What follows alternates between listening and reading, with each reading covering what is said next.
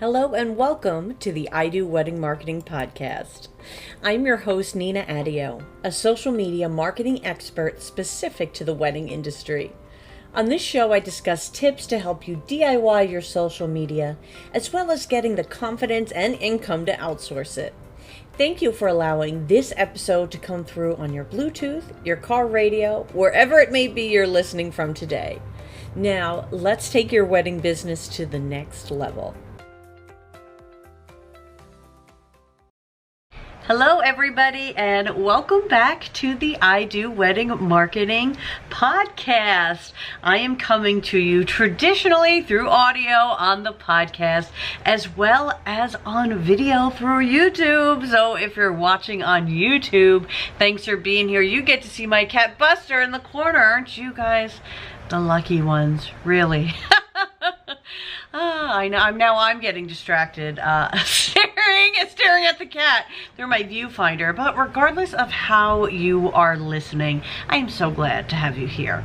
If you missed us last week, episode 74 was about the 7 things you need before hiring a social media manager. So you may be surprised to hear that there are things I recommend you have before you outsource, but it's true. In order to get the most of your social media, there are some things that already need to be in place to get the most impact from that. So you can hear all about that on episode 74, or you can even read the transcript if you prefer that on the I Do Wedding Marketing blog. I'll be having this episode go up on there as well. But let's get to today. I am recording this on the second day of the year. It's January 2nd, and with New Year's Day falling on a Sunday, it feels like we get this bonus day today on January 2nd where it's, a bank holiday, and I can kind of leisurely schedule and look into some material I've been meaning to post, which is where I found a quote that I previously had saved to address with all you guys. So the quote is, "Marketing is the generous act of helping someone solve a problem, their problem." And this quote comes from Seth Godin from This Is Marketing. So a book I highly recommend if you're looking for a better understanding of sales and marketing, or if you just love reading business books like I do, add this one to the list. I posted that quote on my Twitter, on Facebook, and I was making a reel of it today and writing the caption. And as I was doing that, I said, no, this is too big for just a caption.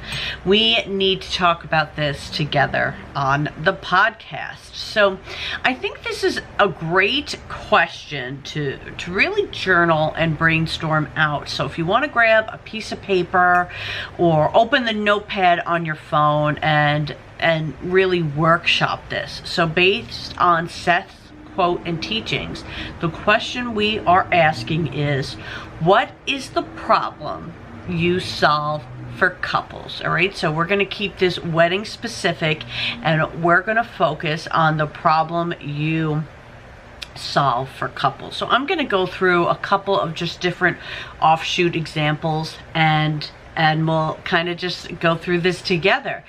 So first, let's talk about venues, all right? The problem you solve needs to be more than just, I help couples find a place to get married. That's not enough, because then that means every venue in the entire world has the same problem to solve as you do. And let's get a little more specific, okay? So how about I help cost-conscious couples find a centrally located venue in the Montgomery area that can accommodate all of their guests without compromising on quality and style. Now that's a mission statement.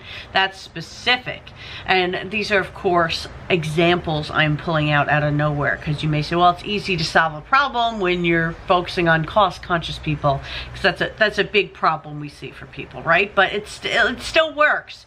Let's say your mission is, I help couples find an exclusive, luxurious, high-end venue to host their wedding that has not been seen or experienced before by their peers. All right, so that's going to a really much more of a higher ticket client. They want that exclusivity. They want that. So you can still problem solve based on your budget. So I just wanted to give that example for you guys. Let's get into some other wedding professions that we could do. So photo booths.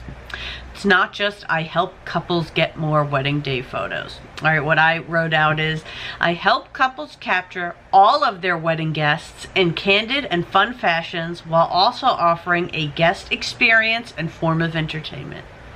That's a lot more than just photos, all right? It's reminding people the problem you solve is maybe they're worried that people won't dance. You solve that problem by offering a photo booth. Maybe they're worried that the photographer won't be able to catch everybody. The photo booth solves that. So think about the problems that couples may feature as they go through a wedding day, and think about how your service is helping to solve that. Let's try a wedding planner. It's not just I help couples plan their wedding. Let's try I help overwhelmed couples relax during their engagement by working with them to coordinate the wedding of their dreams. So you fine tune this until it feels right for you and your brand. And identifying the problem you solve can also help create content. That's really what I want you to be doing with this. You're going to want to address these problem-solving points through your caption, have it in your bio, your website, and so forth. So we often hear people teach that with the Instagram bio, you kind of want a I do statement. Oh, get that? I do? Okay. An I am statement, a I help statement, like we said with the wedding planner, right? I help overwhelmed couples relax during their engagement by working with them to coordinate the wedding of their dreams. If I was doing this in an Instagram bio, for example, I would add, I help Dallas, Texas couples relax during their engagement.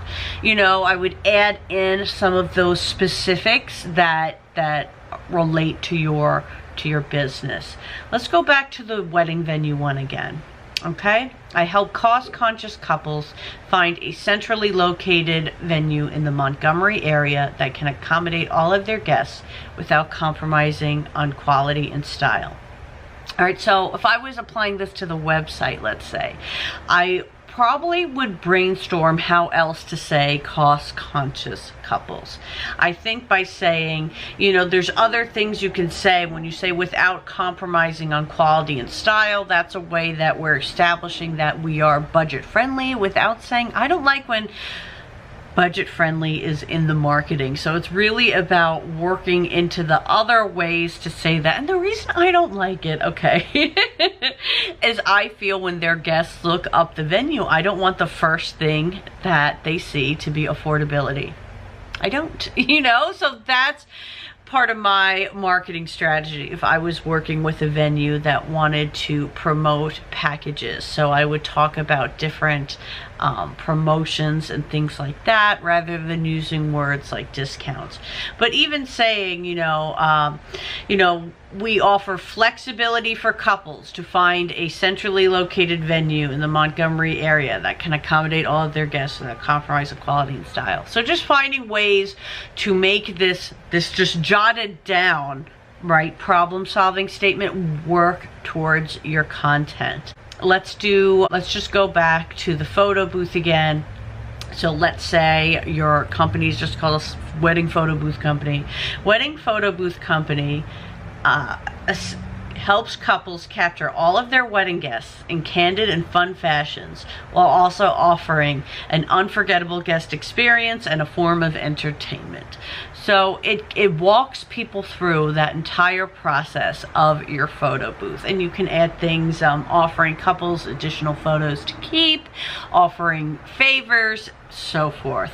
So what I would do is I would take out that sheet of paper that you're brainstorming on, and I would just dump all the things you solve, all the things you offer, you know. So it's you know, you offer peace of mind because they don't have to worry about planning their wedding. You offer resources because they can work with their vendors through you, or you refer vendors to them, you know, all the things that you do, and just keep writing it out, and then translate that into some content that you can use. And because that is how you're going to be selling your business. This is stuff, I mentioned the social media way to use it, of using it just in your captions and whatnot, but this is what you're going to be using in your sales. You know, you're not just buying a photo booth company, you're buying a favor, you're buying an experience at the event, you're buying entertainment for your guests, and you're buying then hundreds of photos.